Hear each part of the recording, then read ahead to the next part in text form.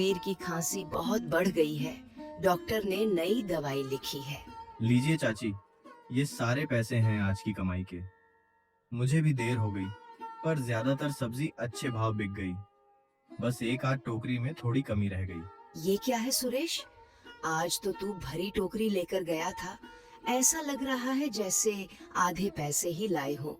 क्या तूने सही सही दाम नहीं लगाए या फिर तुझे धोखा दे दिया किसी ने? बोल, क्या माजरा है? गांव में आजकल सब बताते हैं कि तुम्हारी सब्जी सबसे ताजी होती है, फिर इतनी कम कमाई कैसे? नहीं चाची, दाम तो ठीक लगाए थे, लेकिन रास्ते में कुछ बहुत गरीब बुजुर्ग और छोटे बच्चे खड़े मिले। उनके पास पैसे नहीं थे, पर वे भूखे लग रहे थे। मुझसे देखा नहीं गया, तो मैंने सोचा उन्हें उधार पर कुछ सब्जी दे दूं।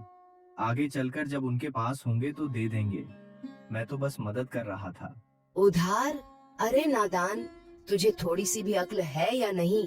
तू ये मत भूल कि तेरे चाचा रघुवीर इन दिनों बिस्तर पर पड़े हैं। डॉक्टर का बिल बढ़ता जा रहा है। घर में चूल्हा जलाने के लिए भी तिनके जुटाना मुश्किल हो रहा है, और तू ऐसे ही मुफ्त में सब्जी बांट आया जैसे किसी राजा का बेटा हो। तेरे चाचा रघुवीर ने अपनी पूरी जिंदगी किसी के आगे हाथ नहीं पसारे, न ही किसी को उधार का मोहताज बनाया। तूने तो पूरी परंपरा पर पानी फेर दिया। बस बस चाची, माफ कर दो मुझे। सच में मुझे पता नहीं था कि आप इतनी परेशान हैं और चाचा की तबीयत इतनी खराब है। पर आप चिंता मत करो, वो लोग रोज रोज मंडी में आते हैं और पहचान के हैं। मुझे पूरा यकीन है 2-4 दिनों में वे पैसे वापस लौटा देंगे। कल मैं उनसे रिमाइंड कर दूंगा। हाय राम, कैसा भोला भाला लड़का है तू। सुरेश, भला आजकल के इस दौर में कौन किसी को उधार चुकाता है बेटा? लोग तो नाम तक भूल जाते हैं जब किसी से पैसे लेते हैं। समझा? तूने बेवकूफी की है, बस इतना ही समझ ले। इतनी बेशुमार भोलापन भी एक बुरी बला है। जो आदमी अपना ही नुकसान कर बैठे, वह दुनिया की नजरों में कुछ नहीं रखता। सुमित्रा ने एक गहरी भरावट भरी सांस ली और उसकी कठोर आवाज में अचानक माँ जैसा कोमल स्पर्श आ गया। सुन सुरेश, अब मैं तुझसे माँ की तरह बात कर रही हूँ। तू अब कोई छोटा सा बच्चा नहीं रहा। देख तो ले अपनी उम्र को। 25-26 साल का जवान हो गया है। तेरी उम्र के जितने भी लड़के हैं, उनके तो कई कई बच्चे स्कूल जाने लगे हैं और वे घर बार संभाल रहे हैं। और तू आज भी दूसरों के बोझ उठाने में लगा है। मैं कब तक तेरी हर गलती को अपनी चादर में छिपाती रहूंगी? सारा गांव तो ताने मारता है कि सुमित्रा का भतीजा कितना सीधा है। अब तो मुझे भी शर्माती है। अब जा, पहले अच्छे से मुंह हाथ धो ले। मैं अभी गर्मा गर्म रोटियां निकालती हूँ। बाजरे की खिचड़ी और हरी सब्जी बनाई है, जरूर खा लेना, मन भर जाएगा। कुछ दिन बीत गए। रघुवीर की तबीयत ठीक हो गई। एक दिन सुमित्रा की पुरानी सहेली सरोज घर आई। अरे सुमित्रा, कैसी हो तुम? बहुत दिनों से तुम्हारी खैरियत नहीं ली थी, आज सोचा जरूर आऊं। और जी सुनो सुनो, मैं तुम्हारे सुरेश के लिए एक बहुत ही प्यारा सा रिश्ता लाई हूँ। दिल खोल कर सुनो। लड़की का नाम प्रिया है। उसका रूप तो मानो चांद का टुकड़ा हो, बिल्कुल फूल सी कोमल और सुंदर। हाँ, पर उनका घर थोड़ा गरीब गुरबा है, मध्यम वर्गीय कह सकते हो। इसीलिए दहेज में वे बहुत कम ही दे पाएंगे।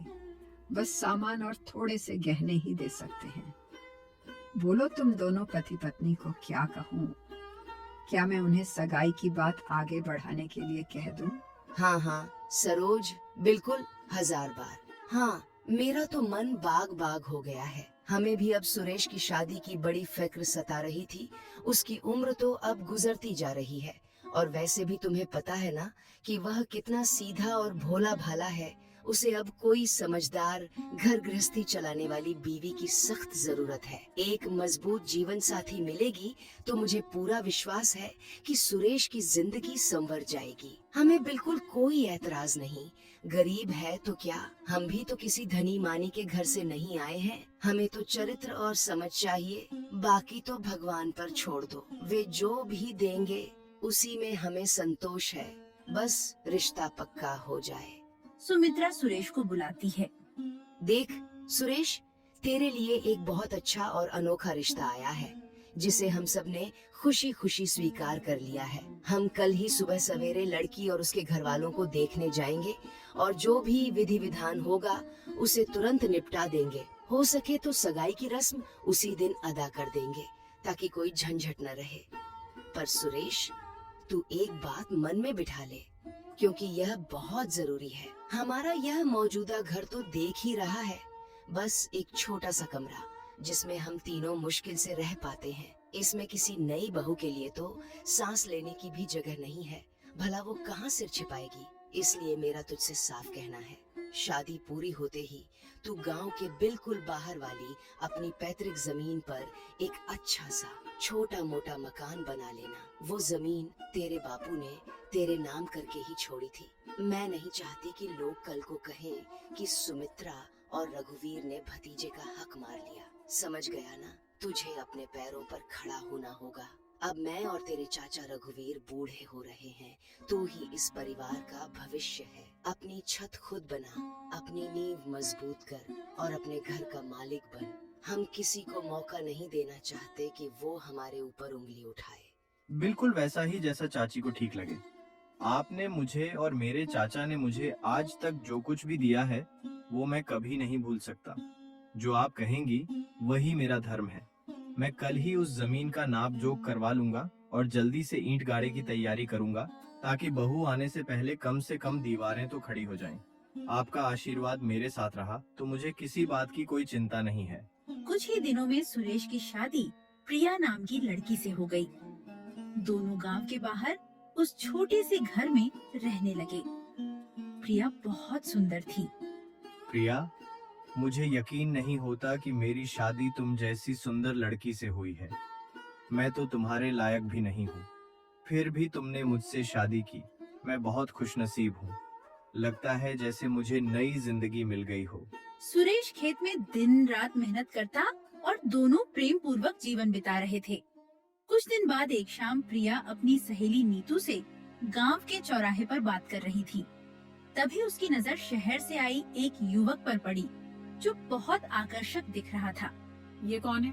हमारे गांव का तो नहीं लगता। अरे प्रिया, यह तो जमींदार साहब चौधरी रणवीर सिंह का बेटा संजय है।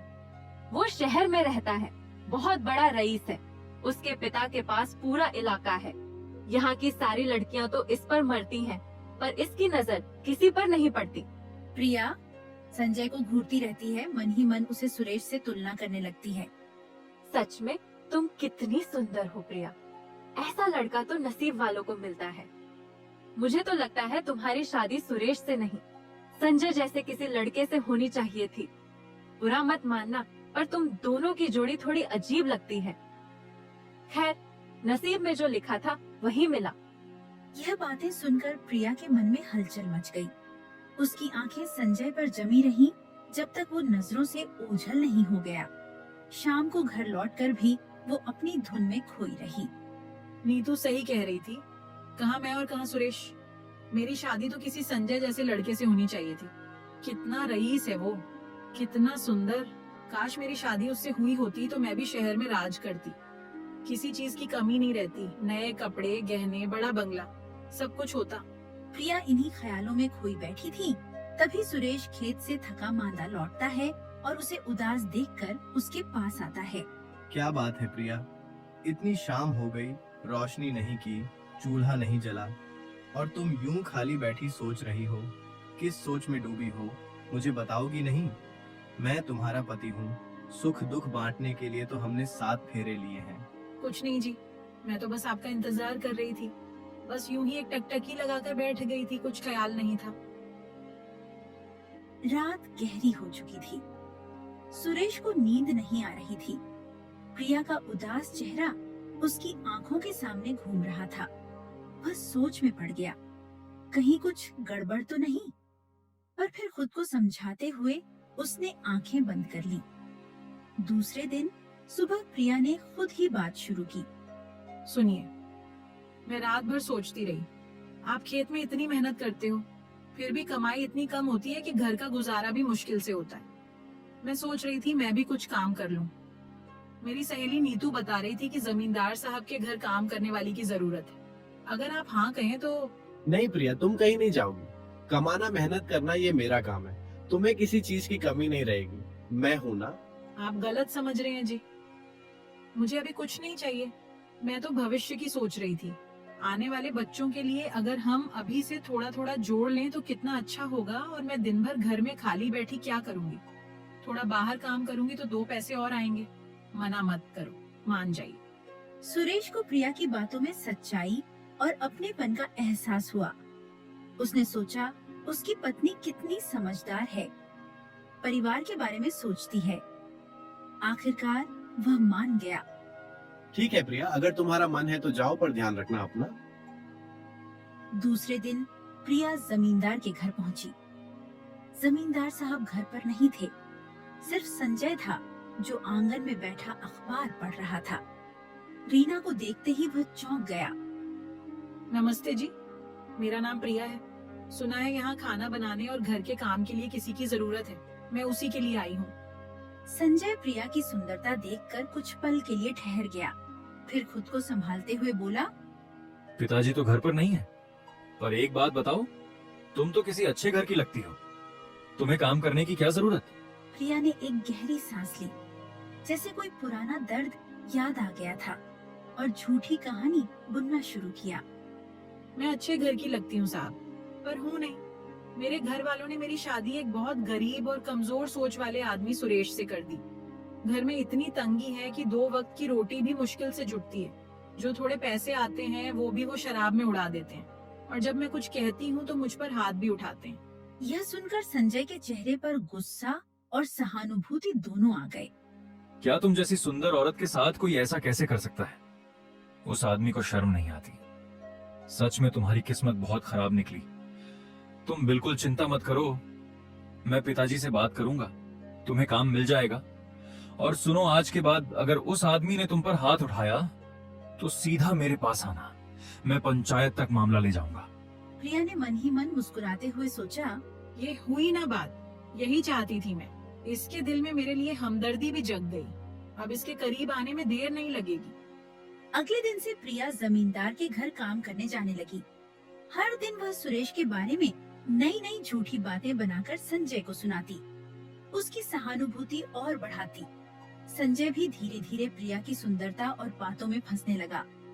कुछ ही हफ्तों में दोनों एक दूसरे के बहुत करीब आ गए और गांव की नजरों से दूर मिलने भी लगे। एक दिन शाम को सुरेश खेत से लौटते वक्त रास्ते में उसे जमीन पर पड़ी एक कपड़े की पोटली मिली। उसने उसे उठाया और ध्यान से देखा। ये किसकी पोटली होगी? यहाँ देखने से तो लगता है कुछ कीमती है इसमें। चलो थोड़ी देर यहीं रुक जाता हूँ, शायद कोई इसे ढूंढता हुआ आ जाए। सुरेश काफी देर तक वहाँ रुका रहा, पर कोई नहीं आया। अंधेरा होने लगा था, इसलिए वह पोटली उठाकर घर ले आया। प्रिया ने उसे देखते ही पूछा, ये पोटली किसकी है? इसमें क्या रखा है? खोल कर देखो ना, शायद पैसे हो। नहीं प्रिया, ये मेरी नहीं है। इसे खोलने का हमें कोई हक नहीं। कल गांव में पूछता हूँ, जरूर इसका मालिक मिल जाएगा। जरा सोचो, अगर तुम्हारी कोई कीमती चीज खो जाए और कोई उसे रख ले तो तुम्हें कैसा लगेगा? मुझे किसी की बद्दुआ नहीं चाहिए। प्रिया मुंह बनाकर रह गई, पर सुरेश ने पोटली को सुरक्षित रख दिया। दूसरे दिन सुबह सुबह गांव में हलचल मच गई। एक रईस आदमी जिसका नाम सेठ हरिशंकर था, घोड़े पर सवार गांव में आया और लोगों से पूछताछ करने लगा। उसके चेहरे पर चिंता और बेचैनी साफ झलक रही थी। भाइयों सुनो सुनो, किसी को रास्ते में कोई पोटली मिली हो तो मुझे बताएं। मैं सेठ हरिशंकर हूँ। मेरी सारी संपत्ति और मेरे परिवार की इज्जत उसी पोटली में बंधी हुई है। उसमें मेरी बहुत कीमती चीजें हैं, सोने के गहने, बैंक के जरूरी कागजात और मेरी बेटी की शादी की सारी तैयारी। जो भी मुझे वो पोटली ढूंढ कर देगा, मैं उसे बहुत बड़ा इनाम दूंगा, चाहे वो कितना भी बड़ा क्यों ना हो। मैं उसे जिंदगी भर का सहारा दूंगा। यह बात सुरेश के कानों तक पहुंची। वह बिना एक पल सोचे दौड़ता हुआ सेठ के पास पहुंचा। सेठ जी, रुकिए रुकिए, आपकी पोटली मेरे पास सुरक्षित है। कल शाम जब मैं खेत से वापस लौट रहा था तब ठीक पीपल के पेड़ के सामने मुझे वह रास्ते में मिली थी। मैं वहां बहुत देर तक रुका, इंतजार करता रहा कि शायद कोई उसे ढूंढता हुआ आए, पर जब देर हो गई और कोई ना आया तो मैं उसे संभालकर घर ले गया। आप बिल्कुल चिंता मत करिए, मैंने उसे खोलकर भी नहीं देखा क्योंकि मुझे यकीन था कि ये किसी और की अमानत है और उसे खोलना गलत होगा। ये सुनते ही सेठ हरिशंकर के चेहरे पर जैसे जान आ गई। उसकी आंखों में आंसू आ गए। सच में भगवान का लाख लाख शुक्र है, मैं तो मरते मरते बचा। बेटा, जल्दी से मुझे वो पोटली दिखा। मेरा कलेजा बैठा जा रहा है जब से पता चला है कि वो खो गई है। सेठ ने उसे खोल कर देखा। उसमें कीमती गहने और कुछ जरूरी कागजात थे। सब कुछ वैसा ही जैसा था। बेटा, तुमने तो